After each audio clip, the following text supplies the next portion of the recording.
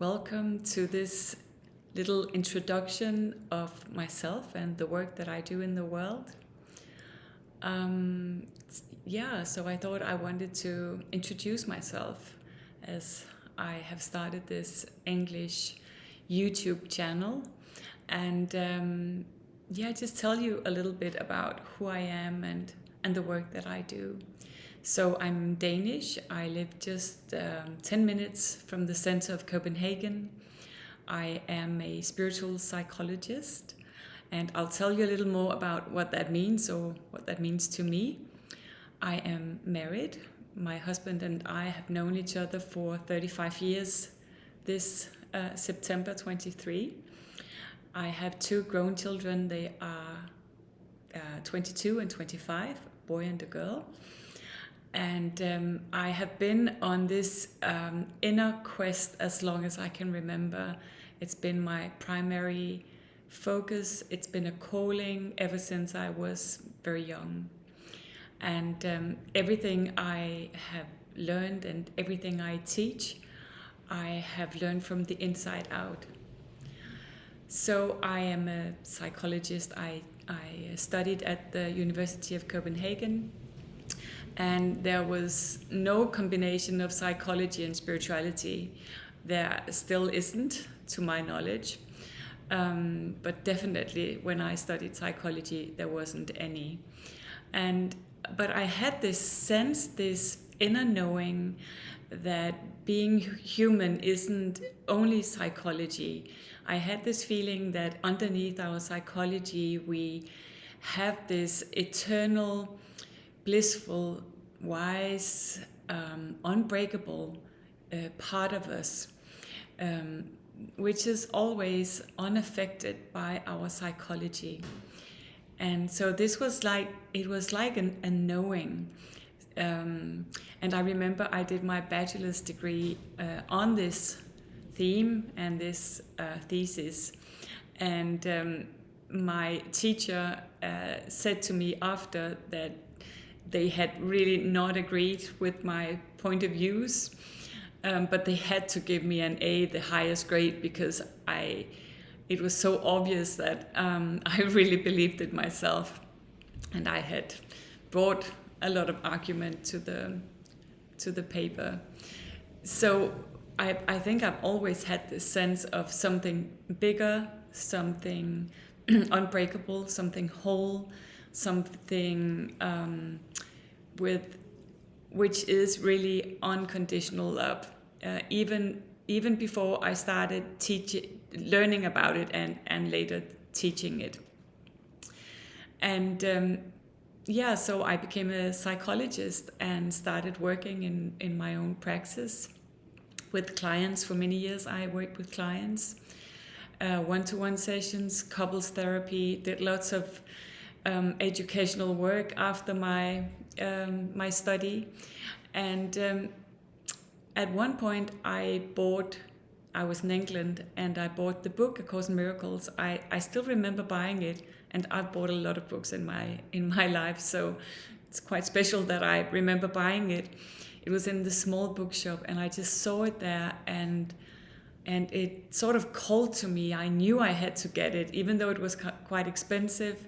And when I opened it, I didn't understand it. I wasn't really even attracted to the Christian wordings and the masculine wordings, but still I had to get it. And then I would bring it around the world when I've traveled a lot always, and I never quite got to read it. And then at some point I heard this inner calling saying, you have to go to this Hay House conference in Florida and it will change your life.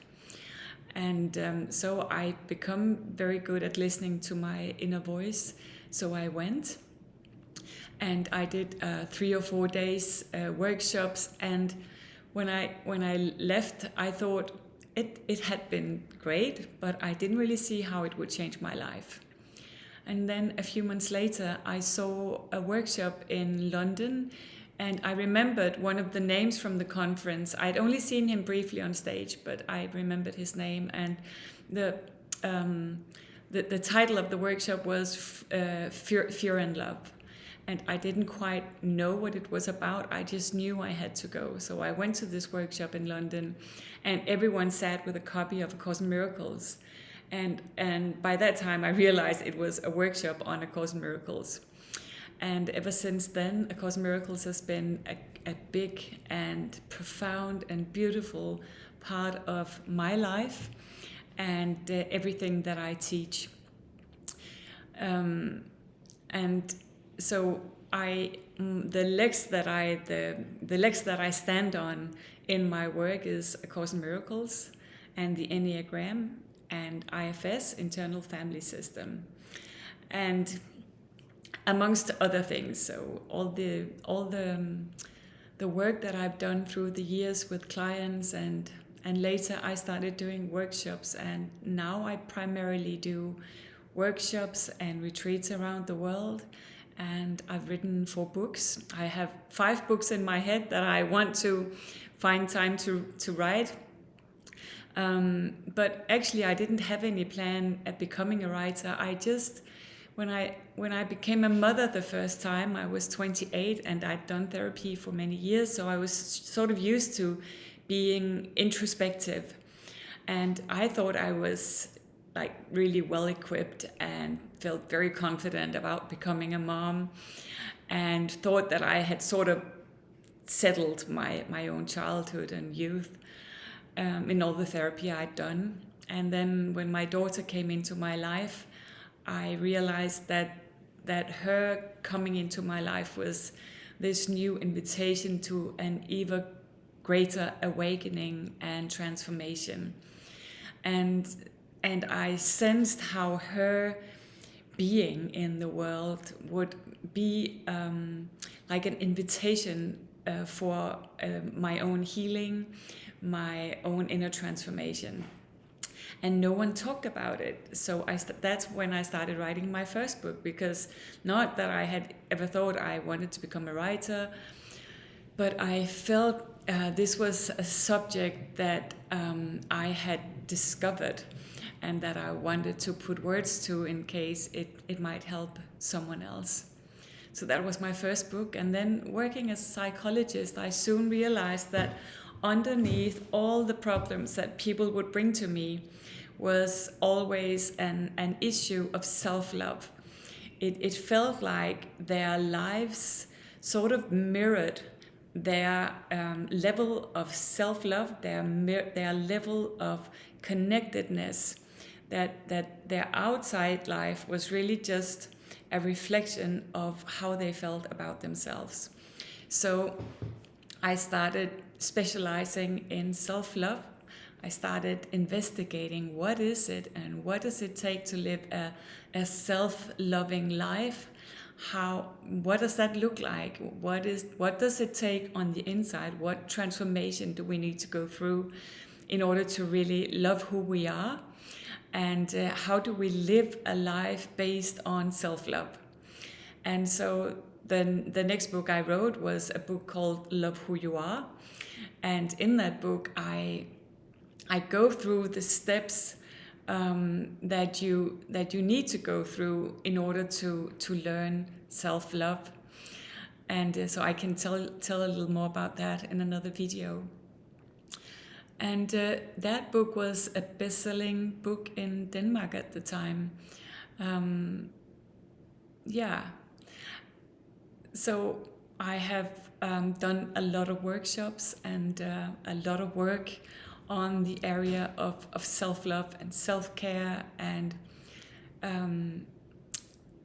I have also realized that in order to really live a self-loving, a compassionate life for yourself and others, because it starts with the relationship to yourself, the notion of spirituality is very important, because I believe that we are born spiritual, divine, beautiful beings, and we are born with a psychology. And I believe that we are born with a personality type. I believe that we are born with our Enneagram type. So that's the next thing I'll tell you a little bit about, how I use the Enneagram, the personality type system called the Enneagram, which is an amazing system. In anyway, I believe we are born with both. So you could imagine yourself as this beautiful castle, and there are lights in all the rooms, sparkling, beautiful lights, and the sun will come in and reflect these big chandeliers. And all the doors and windows are open. When you see an infant, this is what it looks like. There is no shame, no guilt. You can see everything. I don't feel like I have to hide anything or play a role or put on a mask to be loved in the world. There is this deep innocence and availability to your whole human being. And then you come out into the world with this specific psychology and still this big divine essence. And you meet your parents and the castles that they live in. And very often our parents have shut down some of the rooms in their castle. Some of the rooms are completely dark and shut down. Some are a little open. And as our survival instinct is so strong, and we intuitively know that in order to survive, I must be loved. Like a small infant without parents or without love, you won't survive in the world. So I meet these systems around me with parts that have been shut down or closed off, emotional states, trauma in my parents, and all parents bring this into their parenting. And so on an unconscious level, I start seeing what my parents want from me or expect from me so that I may be as loved as possible. And what happens is I start, even as a small child, to sort of block some of the life flow within me. I start shutting down some of the rooms within me. And the rooms that I shut down are determined by my personality type. With my personality type, I will have a preference for which rooms I shut down. And it is also determined by my parents' personality types and the rooms that they have shut down within them. And what happens is I start identifying with this new version of myself, with some rooms open, something I think the world can see, and some parts of me that I hide and have shut down. And I start thinking that this is who I am. So I start identifying with my personality type, with my ego, and sort of lose contact with my deeper being, my eternal being. And I just had a client the other day who said, "Oh, I feel so lost. I feel like I have lost myself completely." And this is what happens to most of us. We lose ourselves from our big self, from our divine, eternal being, and we get identified with parts of us. And as we grow up, some parts get stuck in specific ages, and they will sometimes even run our lives when we are grown-ups. And so to be able to really love who we are, we can work with our psychology, and I think we should. I think it's important to go back and heal and love and see all the parts of us that we once shut down or left behind, and meet them with love and compassion. I think it's important that we really do our inner child work. And there's not just one inner child. We have many different parts within us that need healing in that process. It's important that we really know who we are. If I don't know who I am, how will I love myself? Who or what is it that I will love? And how do I create a life in respect for who I am and the system that I carry if I don't know that?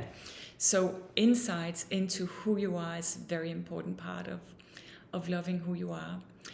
And also, and maybe that's the most important part of it all, is beginning to identify with your divine self, because your divine self is unconditional love. So if I asked your divine self, or if you asked your divine self, do you really think I'm worth loving? Do you really think I am good enough just as I am? Your divine self would not understand what you were saying. It would say, you were created by love, as love. How could you be anything but lovable? And I think it's important to connect to this divine part of ourselves as well, because our ego is, and our psychological structure is conditioned. So one day I might be satisfied with myself if I've done well, or I've been kind, or been smart, or whatever, and then the next day I will devaluate myself. I will believe in thoughts about myself that are unloving. And so beginning to understand that our only problem really as human beings is misidentifying with our ego and forgetting who we really are, that we are really, truly our divine, beautiful, eternal, unconditional souls, is really our, not just our biggest problems, but our only problem, because all problems in our lives come from forgetting this. And if we only work with psychology, it's difficult to solve a problem on the level where they were created. And so lack of self-love, lack of self-esteem or self-trust is created on a psychological level. And so to work on our psychology is definitely necessary, as we are human beings in a body with a psychology. But if we don't have a deeper knowing, a deeper place within to witness all of this and to witness this process, I think a healing and true self-love is very difficult. And also I want to say, which is very important, that within us, in this eternal wise soul, we also hold the power to heal ourselves. So as we connect deeper and deeper to the divine level, we are also able to heal our psychology. And really, I think what skilled psychologists or therapists or healers around the world really do, I think what we really do when we heal other people is that we connect to our divine being. And by being connected with my divine being, I will remind you of your divine being, and hold space for your divine self to expand, and to expand out and heal the psychology that we all bring into life. We all bring trauma. We all bring an ego which is conditional and doubting and confused and unsure and controlling and all of that. But the Enneagram shows us in a very specific way, how is it that I, with my psychology, block myself from this deep love within. I do this in this very specific, Enneagram type specific way. And the more clear, so I've all of my life had this great longing for and love for truthfulness and clarity. And so the Enneagram can help us with finding clarity in our patterns. It's like seeing this inner landscape laid out in front of you, and you'll see the path that you're supposed to walk on this journey from ego and fear, because the ego is fear-based, to soul and love. And on that journey, you will see how you, with your Enneagram type, will have specific beliefs and thought systems. And if you believe in those beliefs and thought systems, you will be taken off your path to love. But the more you know the path, and the deeper you connect with your loving eternal self, the easier it will be finding your way back to the path. All the times we're being taken away from the path, and we will be again and again. And what I really love about using the Enneagram and A Course in Miracles is looking at life as a classroom.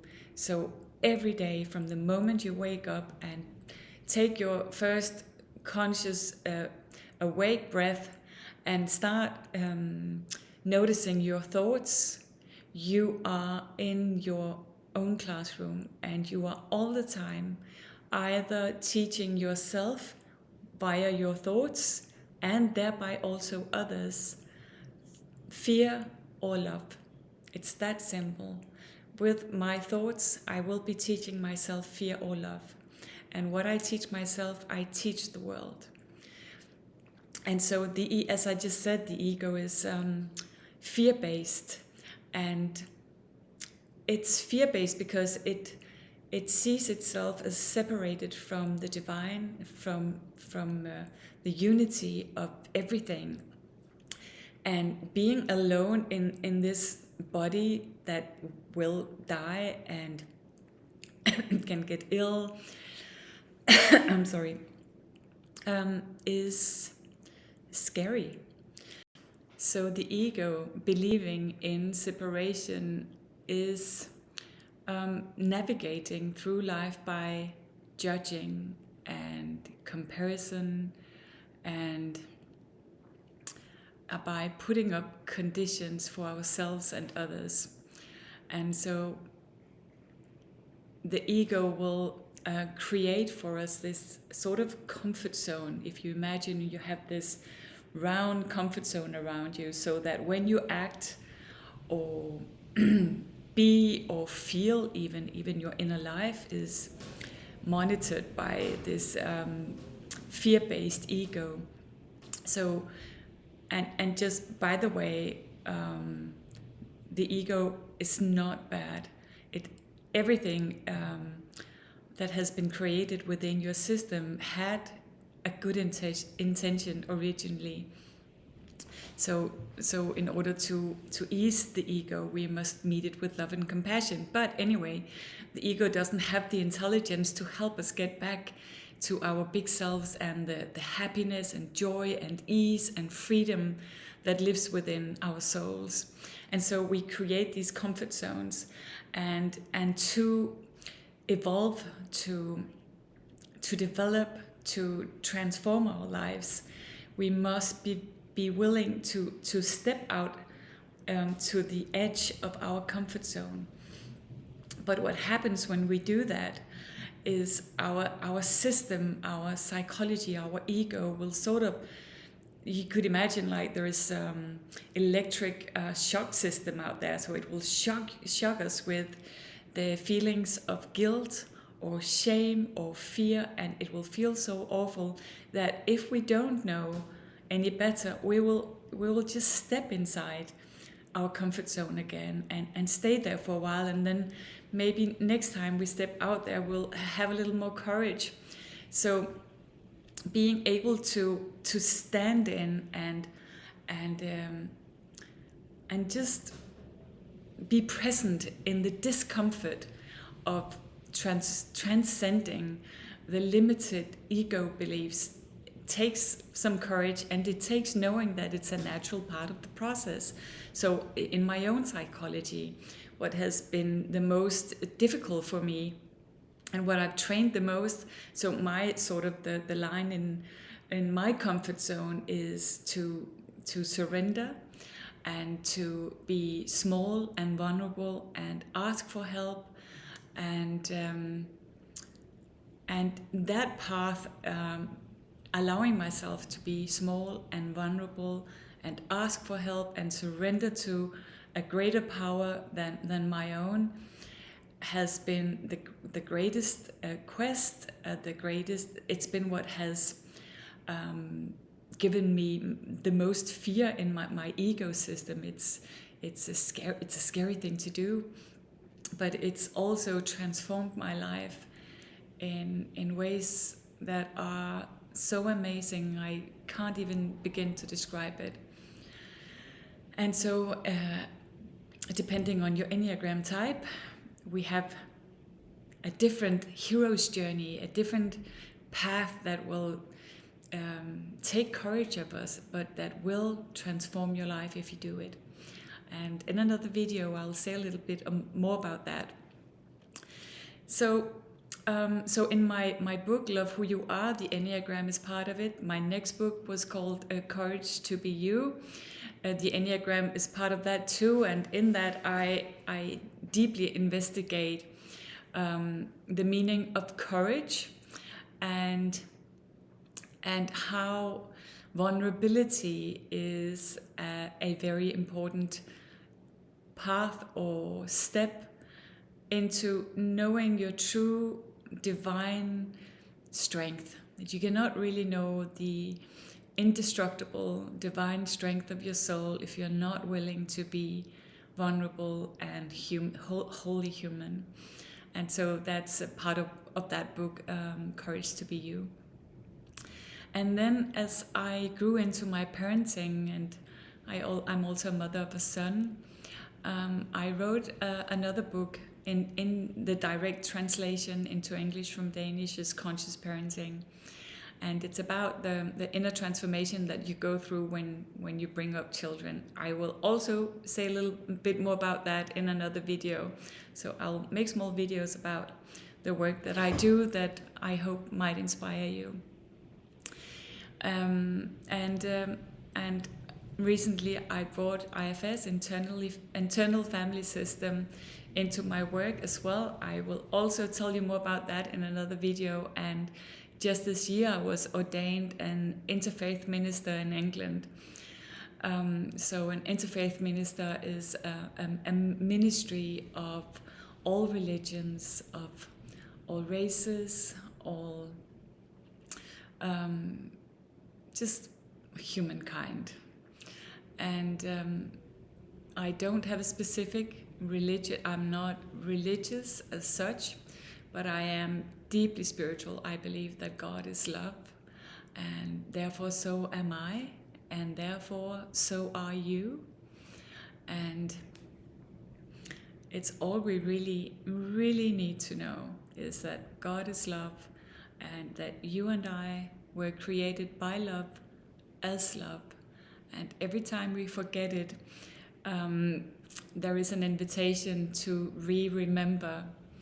And so what is my core teaching is to transform thought systems, and thereby also the emotional impact on our systems from fear and ego identification to love and freedom, and to living closely and in accordance with your big self, with your big, divine, beautiful, loving, wise, guided self, the place within you where you know truth, where you're always guided, where you are completely whole, where you can't break.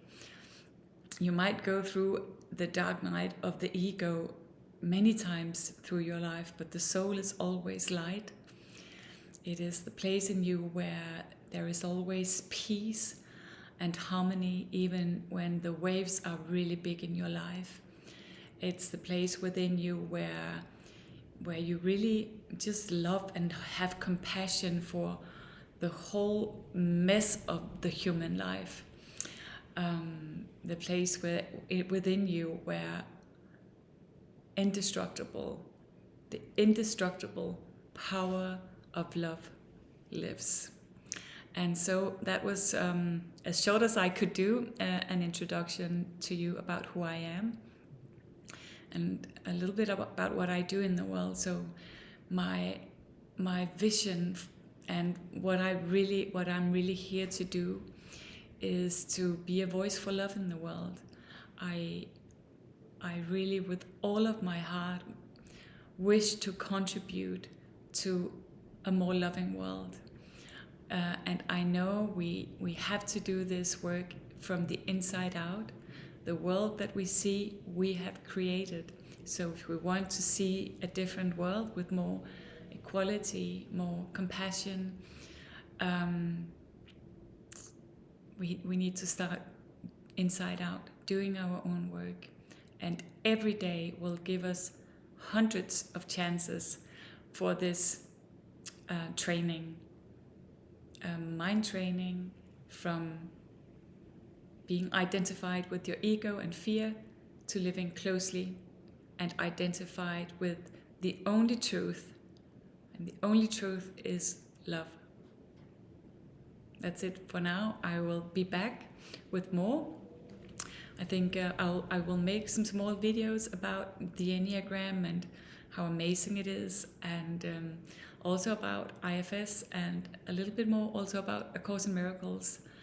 And I just want to say that, just one last thing, that what I really love and have specialized in is bringing in beautiful intelligent systems that are beautiful and intelligent in themselves, but bringing them together and watch how a synthesis of these amazing systems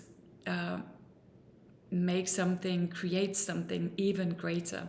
So like bringing in the Enneagram with A Course in Miracles and IFS just feels very, very beautiful, and I feel very blessed to know these beautiful systems, and not just know and understand them, but I feel them within me. They live within me, and I also feel deeply grateful that you are watching this.